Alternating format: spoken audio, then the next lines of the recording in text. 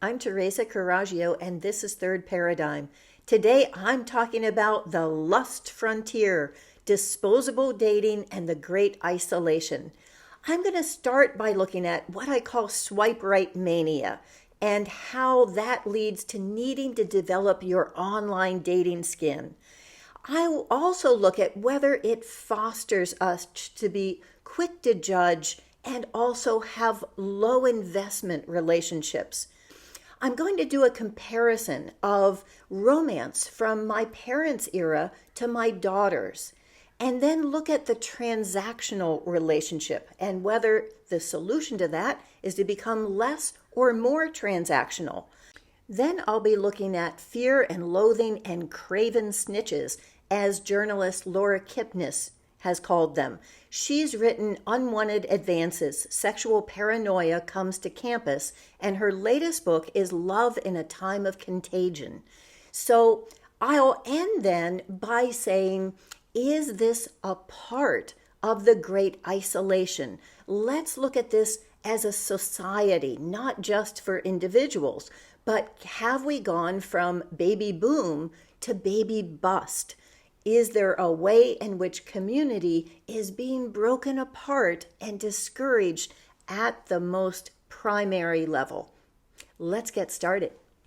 I have been feeling like something has gone terribly wrong with relationships, and I'll come out and say it. Love between women and men. Remember that? Remember the building block of society, the way that one generation actually gets to be the next generation? So I feel like what's missing are things like banter, flirting, jokes, risk-taking of asking out that person you had a crush on. There aren't crushes anymore. That there used to be the stolen glance, the drunken kiss, even the broken heart. That doesn't seem to be what happens these days. Now you don't even get dumped. You get ghosted. There's not enough of an investment to even break up with someone. And just in case that's going to happen, you have to be ready to be swiping right and keep getting that dopamine hit of, am I being liked? It's an entirely different world that feels disposable, where people feel interchangeable and not as if this is the person, here's the person I really want to be with. In my video about Edward Snowden, called The 3 Biggest Conspiracies in Plain Sight, I talk about tax havens and financial derivatives and money creation through mortgages, but I start out talking about pole dancing. Edward's now wife was a pole dancer, a pretty famous one, and she was also the one who opened up his eyes to what was really happening in the world. And I'm not sure which of those I admire her for more. So I go to aerial classes, and the aerial studio is right by a pole dancing studio. And some of my fellow students who are much more agile than I am have tried pole dancing. What they say is it is really hard and it hurts, that you have parts of your body that are not typically exposed to friction that all of a sudden need to turn and grip and do things that they're not generally too vulnerable for. And so you have to develop your pole dancing skin. You have to get a little more callous, a little more thicker skinned in places that generally are protected and hidden. So I think that online dating has a similarity where you just have to get a little more callous. You have to get used to the fact that rejection is a thing and judgment is the name of the game.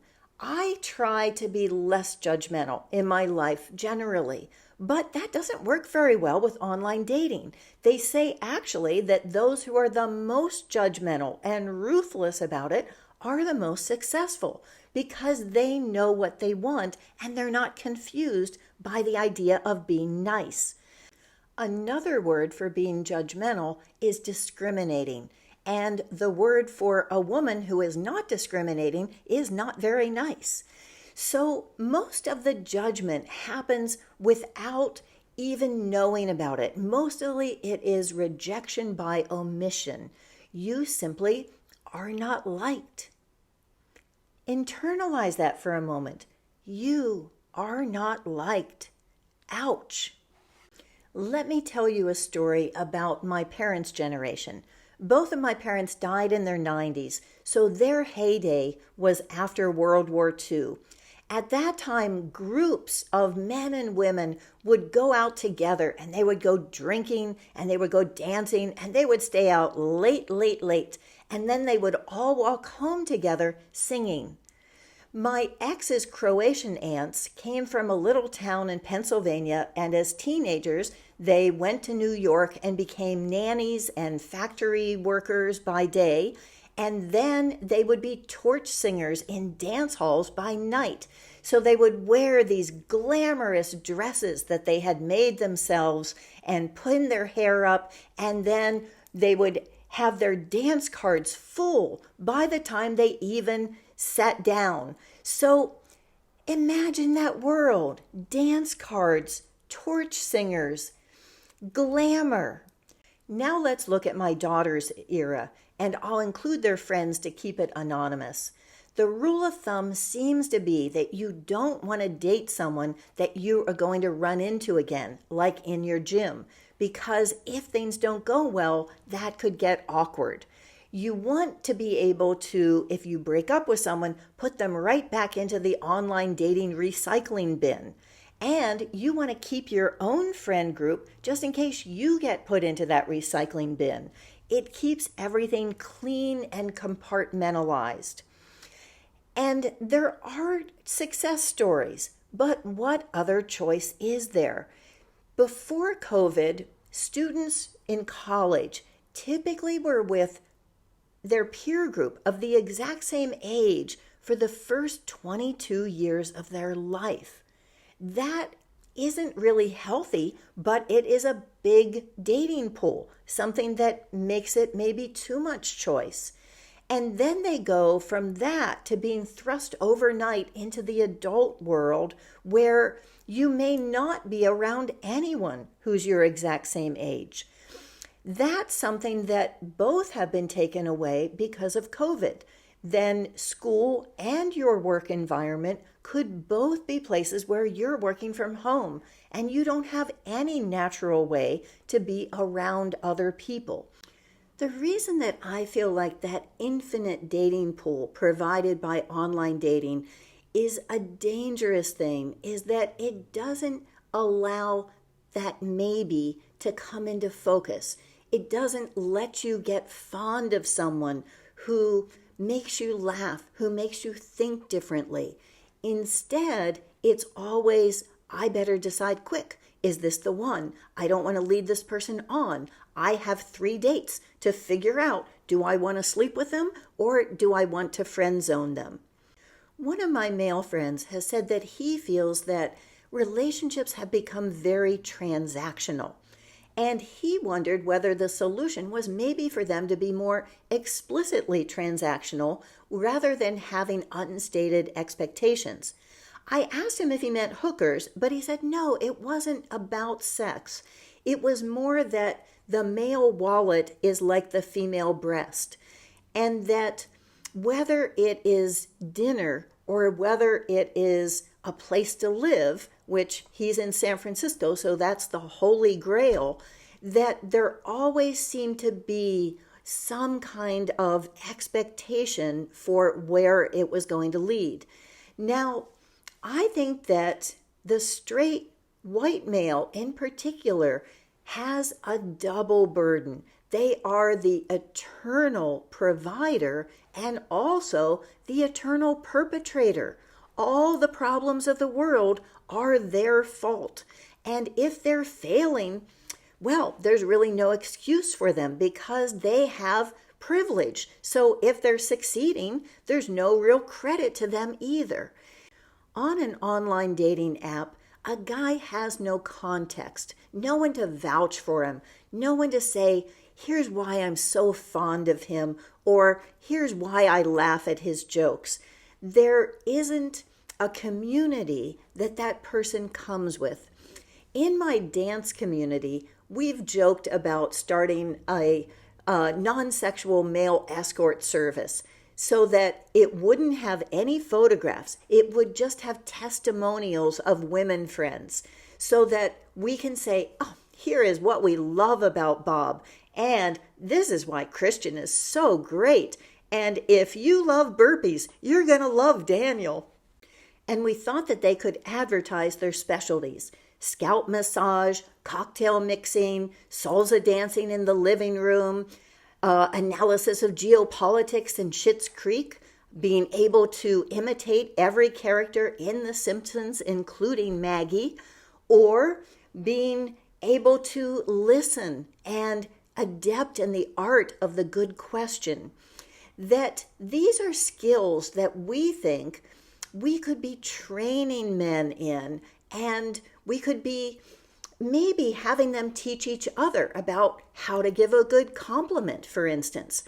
And then at the end of the appointed time, an envelope would be discreetly exchanged, and then transaction done. Polyamusery. I started thinking about this because I found an old index card from college on which I had scribbled, write a story called The Lust Frontier. But then it was refreshed when I read Matt Taibbi's article about Laura Kipnis. And what Laura writes about is saying that on the college campus, it's not just sexual assault, which is a very real thing that is not new and does need to be paid attention to, but that this has gone into things that are more the thought police, that are more puritanical in terms of their revolt against sex as inherently extractive. Matt says that we are in a crisis of communication and intimacy, and that we've gone from the sexual revolution of the 60s to a time when we are cramming desire back into the closet and going into this entire culture of repression and punishment where everyone is divided into perpetrators and victims. He also compares this to the political environment and how that's all divided between repressors and victims. I want to end by asking, is this part of the plan? Is the Great Isolation a strategy of the Great Reset? I've said in other videos, I think there's only ever been one war, which is always empire versus sovereignty. And that can also be said as empire versus community. This is a time that is unprecedented in history, where you have a global oligarchy who are attacking all communities, all at the same time. And the basis of community is the couple. We know that isolation has been a big part of this, that when people are isolated, they are more fearful, they are more manipulable, that they are driven to have all their transactions and interactions online, where they can be tracked and where information can be censored. So our dialogues, our communication, which is the basis of being a community, is all now happening through artificial means. Is turning love into a commodity the lust frontier? I almost put making love into a commodity, but then I thought making love was such an antiquated, nostalgic word that phrase has become something that's turned into a new asset class. I wonder whether Hinge and Plenty of Fish and Bumble all look at what their market share of love is now, and whether their investors are trading in loneliness. If society is distilled down to its most basic elements, the couple is the H2O, the water of life, of regeneration. This is that oasis of sanity when it feels like the world has gone crazy around you, and that way of finding a deep knowledge of your own worthiness, that person who's chosen you, that finds you attractive even though they have seen you day in and day out, especially during COVID.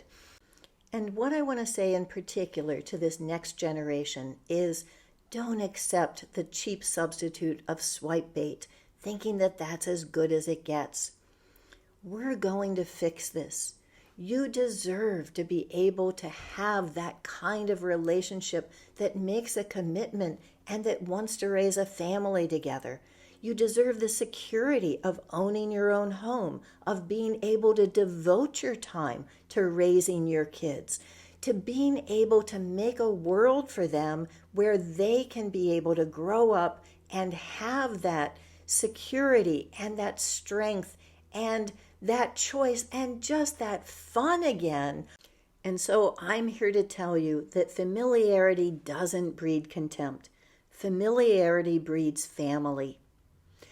And if you'd like to do something in the meantime while you're waiting for the world to change, here is From FOMO to JOMO, The Joy of Missing Out. And here's a playlist on some random things. And I hope that you do join my community by subscribing on YouTube and checking this out on Substack, where it'll have links and quotes and a pseudo transcript. Thank you.